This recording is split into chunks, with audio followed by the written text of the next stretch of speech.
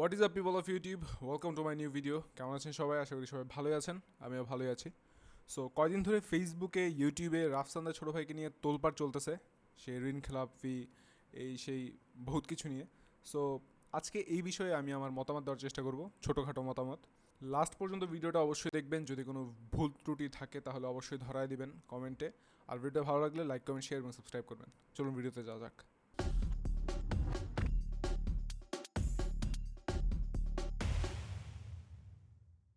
So প্রথমে আপনাদের এই ব্যক্তির সাথে পরিচয় করায় দিই। ওনার নাম হচ্ছে সাইদ আবদুল্লাহ, আর উনি পড়ালেখা করছেন ল ডিপার্টমেন্টে। আর এই লয়ে পড়া ব্যক্তিগুলো একটু ঝামেলাই হয়। আগে আপনার ব্যারিস্টার সুমনকে দেখছেন বাংলাদেশ ফুটবল ফেডারেশন এবং সালাউদ্দির সাথে বিভিন্ন ধরনের তোলপাড় চালাইতে। তো 13ই মে ওই ভাই তার ফেসবুক আইডিতে একটা পোস্ট দেয়, যেটার মূল কথা হচ্ছে Jack and Spencer accessories limited নামের একটা কোম্পানি ট্রাস্ট ব্যাংক থেকে 2.5 কোটি টাকা লোন নেয় 2016 সালে। আর ওই কোম্পানির শতভাগ মালিক রাফসানের বাবা মা। আর লোনের টাকা রাফসানের পরিবার পরিশোধ না করার কারণে ট্রাস্ট ব্যাংক তাদের বিরুদ্ধে আইনি ব্যবস্থা নেয়। এই কেস এখনও চলতেছে। রাফসান বা তার ফ্যামিলি কেউই কোনো টাকা, এখন 2024 সাল, এখনও কোনো টাকা তারা ব্যাংককে দেয় নাই। সো যার কারণে ওই ভাই রাফসান দা ছোটো ভাই এবং তার ফ্যামিলিকে ঋণ খেলাফি বলে দাবি করে। আলোচনার মূল কারণ হচ্ছে, কিছুদিন আগে রাফসান তার ইউটিউব চ্যানেলে একটা ভিডিও প্রকাশ করে অডি কিনার, যার দাম খুব বেশি হইলে 70-80 লাখ টাকা। সো সবাই বলতেছে যে ওই টাকা দিয়ে গাড়ি কিনতে পারলে কেন ঋণ পরিশোধ করতে পারতেছেন না। এছাড়া কিছুদিন আগে তার মাকে নিয়ে শপিং, মানে গয়না শপিং 5-6 লাখ টাকার, ওইটা নিয়েও বহুত আলোচনা হয়েছে যে ওইগুলো করতে পারলে কেন ঋণের টাকা পরিশোধ করতে পারতেছেন না। সো এই সব কিছুর উত্তরে রাফসান তার ফেসবুক পেজে একটা ভিডিও আপলোড করে, যেটা নিয়ে আসলে জনগণের প্রতিক্রিয়া খুব একটা ভালো ছিল না। সো ওই ভিডিওটা দেখবো আর ওটা নিয়ে কথা বলবো।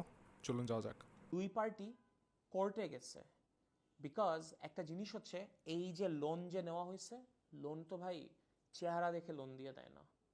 লোন দেয় একটা বন্ধক, নাহলে একটা মর্টগেজ রেখে নিতে হয়, যেখানে আমরা আমাদের একটা জমি দিছি। এখন জিনিসটা যেটা হয়েছে, এই যে জমিটা, এই জমিটার দাম ধরে নেন আপনি 10 টাকা, আর আমরা লোন যেটা নিছি 1 টাকা। সো এখন ওই পার্টিটা চায় যে 1 টাকা দিয়ে 10 টাকার এটা নিয়ে নেওয়ার। বাট একটা জিনিস, এইটার জন্য ফেয়ার না। ওকে, এখন আমি যতটুকু জানি ব্যাংকের সিস্টেম এইভাবে কাজ করে না। ব্যাংক 1 টাকা লোন দিয়ে কখনো 10 টাকার জিনিস নিবে না। আর যদি নেয়ও তাহলে ওইটা নিলামে উঠায় ওই তাদেরটা পরিশোধ করে বাকিটা আপনার কাছেই আসতো। ব্যাংক চাইলে আপনার জিনিস হাতে নিতে পারবে না ভাই, এটা সবটা একটা সিস্টেমের মধ্যে দিয়ে চলে। তারপর একটা গুড সিটিজেন কি করবে? কোর্টের কাছে যাবে। কোর্টের কাছে যাওয়ার পর হোয়াটস গোনা হ্যাপেন? ব্যাংকেরও কথা শুনবে, আমাদেরও কথা শুনবে। যার লজিকটা যেটা ঠিক মনে করবে আমাদের ব্রাইটেস্ট জাজেসরা ওইটাই। অ্যান্ড দেন ওরা শুনলো, অ্যান্ড আমাদের কথায় লজিক পেলো, পরে আমাদের স্টে দিচ্ছে। তার মানে হ্যাঁ, আমরা এখনো রায় দিচ্ছি না, আমরা কত অ্যামাউন্ট আপনি ব্যাক দিবেন জানাবো। আমাদের তো অ্যামাউন্ট জানাবে, তারপর না আমরা পে ব্যাক করবো। অ্যান্ড এইটা যতদিন আমরা না জানি, কেমনে কেমনে পে ব্যাক করবো? অ্যামাউন্টটা কি আপনি আমাকে বলতে পারবেন ভাই? আপনি আমাকে এসে বলবেন যে অ্যামাউন্ট এইটা এইটা এইটা? আপনি কোর্ট না।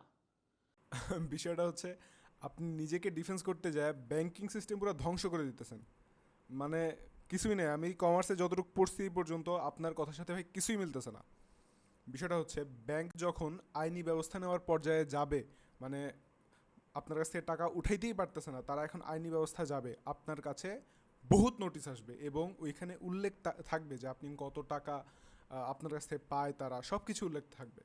এত কিছু নোটিশ টোটিশ দেওয়ার পরও যদি আপনি না জানেন, আর ভাই আপনি লোন নিছেন ব্যাংক থেকে, আপনি কোর্টের কাছ থেকে শোনার অপেক্ষা করতেছেন কি জন্য? আপনার কাছে যেহেতু টাকা অ্যাভেলেবেল আছে, আপনি আপনার ভিডিওতেই বলছেন যে আমার ভাই আর আমার সামর্থ্য আছে একটা অডি পাশাপাশি লোনটা পরিশোধ করার, তাহলে আপনার কাছে যেহেতু এতই টাকা আছে, আপনি কি জন্য ব্যাংকে যায় বলতেছেন না যে আপনাদের দেওয়ার ক্ষমতা এখন আছে, আপনাদের কত পান আমাদের জানান, আমরা পে করে দিই, কেস টেসে না যাই, যাই না।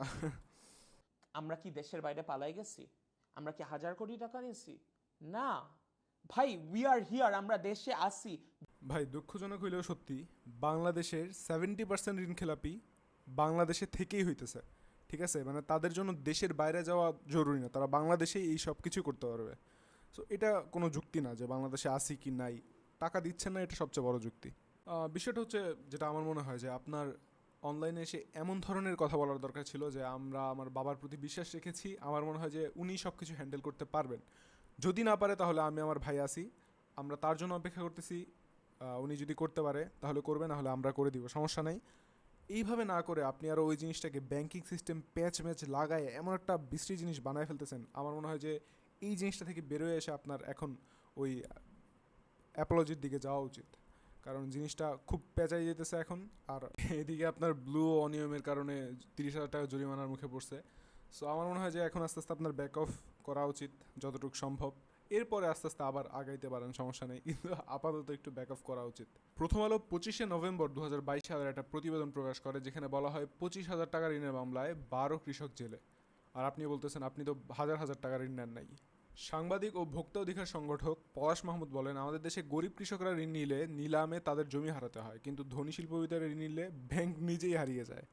And that's true. কত কত কৃষক ঋণ খেলাফির দায় বা ঋণের বোঝা কাঁধে নিয়ে মরতেছে, তার নাই কোনো ঠিক।